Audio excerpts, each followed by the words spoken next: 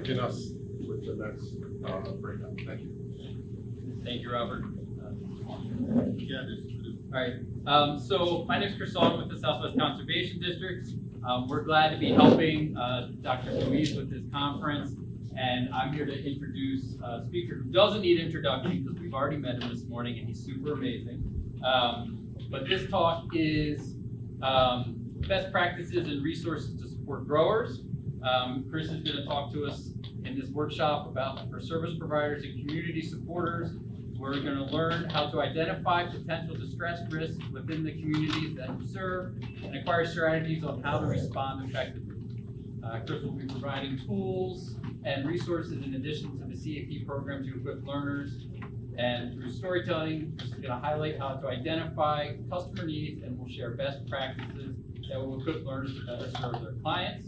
And I will turn it over to Chris. Thank you.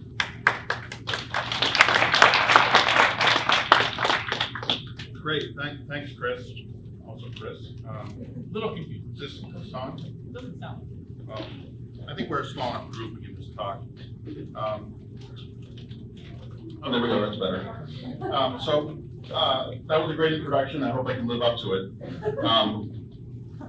First of all, I talked a lot earlier and had slides and everything else. I don't have any slides for this because I want it to be a two-way discussion and sharing session. Not just a one-way lecture, because we have some great service providers here today, and you all have a lot to share, and I'd love to hear from all of you and sharing on that, as well as the farmers and other attendees that are here as well. So, two quick stories to start. One is, before I became a Farm Credit Use employee, I was a customer. So my family had a greenhouse nursery business in Eastern Mass, near Lowell, which is a small city north of Boston. And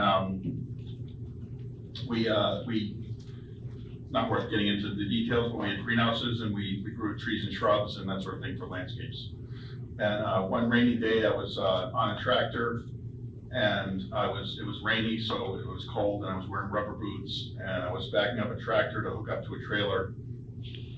And my foot slipped on the clutch, and the clutch engaged, and the tractor lurched back, and my helper, who was about to latch up the trailer to my tractor, had his leg in the way, and his leg was crushed. And an ambulance ride, hospital visit, and OSHA inspection later, I realized that we needed to get much more serious about the farm safety. And thankfully he was fine. He did break his leg, but that healed. So he was okay, but it was eye-opening, and it made me realize that farming is dangerous, and that safety is not just something that's, pardon the language, but a pain in the ass to worry about, but it's of critical importance. And I did a little research, and I found out that within the nursery industry, just in our little subsector of agriculture, we were one of the only nurseries in Eastern Mass, at least, that hadn't had a serious injury or fatality in its history. One of my colleagues at a nursery in Central Mass, his son was killed loading a bulldozer onto a trailer. I'm not sure exactly what happened, but obviously devastating to the family. And so that was one of the reasons why I think I mentioned the tractors that we had. I went to make sure that they were equipped with ROPS and seatbelts. I became quite a hassler to my staff about safety. And I took advantage of the state offers programs where you can get the state, like Department of Labor or like their safety division, to come out and do like walkthroughs with you. And it's a little bit scary to call the state and say, yeah, I'd like, visit my farm. But the deal is that whatever they find, they can't cite you or fine you for it, but you have to fix whatever hazards they find. And I think they give you like 2 months to do it or something like that. And that was really valuable because they went through and they saw stuff that I had never thought of. And it just, highlights the importance of safety practices and that sort of thing. Another quick story. I have kind of a small group of guys that I grew up with, that I remain in touch with. A great quote that I read somewhere, and I forget where, but, you know, the older we get, the more we need the people who knew us when we were young. So I have about, you know, 8 close friends probably in my life. I mean, I'm talking about like acquaintances. I'm talking about the guys I could call if I needed to be bailed out at 2 in the morning and they'd come do it. 3 of those people have died by suicide or substance abuse in my life. So that's, you know, something that's touched me personally in a pretty significant way. None of them were farmers, but, you know, the earliest one happened when I was 23. So, you know, just too young. So one of the things that we've had at Farm Critics training is intervention training, or they call it QPR.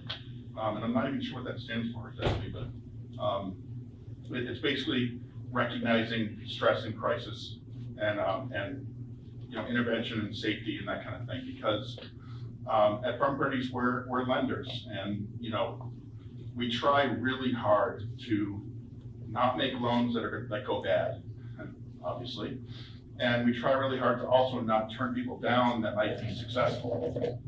You know, if you ever study in business, they call it type 1 or type 2 errors. You know, we try not to make either one of those. We try to give credit to people that are credit worthy and can repay the loans, but not make an error on either side that either puts people underwater or causes a loss or a lost opportunity. But, you know, when things do go bad, we do a lot of our loan servicing at the farm, you know, usually at a kitchen table. And, you know, many of these farms are in rural areas. The farmer may be in distress. We may be delivering bad news, sometimes really bad news. And, you know, the farmer may have guns in the house. That's not unusual. And so, you know, sending out a young staff person, well, we don't usually do that if it's a really tough conversation, but, you know, sending out someone who's not super experienced, you know, they need to know what they're getting into. And so, you know, recognizing those signs of stress are pretty important. One of the things that they talk about is if, you know, if someone is in crisis or distress or, you know, contemplating harming themselves or others, often they will tell you, not explicitly perhaps, but, you know, you can tell sometimes from the discussion that things are not right, and, you know, that perhaps something needs to be looked into. And sometimes people are amenable to suggestions that they get help. Other times you need to kind of be, I don't want to say sneaky, but a little bit indirect about it, by talking to coworkers or, you know, other family members or that sort of thing, and say, you know, hey, something's not going too well for, you know, this farmer or this owner or junior or whatever the case may be.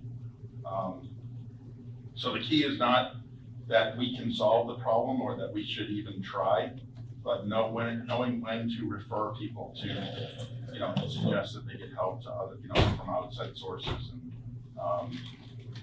that sort of thing. And of course, keeping everyone safe is something that we've had training on. So I'd love to open this up to some of the other service providers who are here today to talk about maybe some of their, either share an experience if you're willing to, or, you know, ways that you support farmers.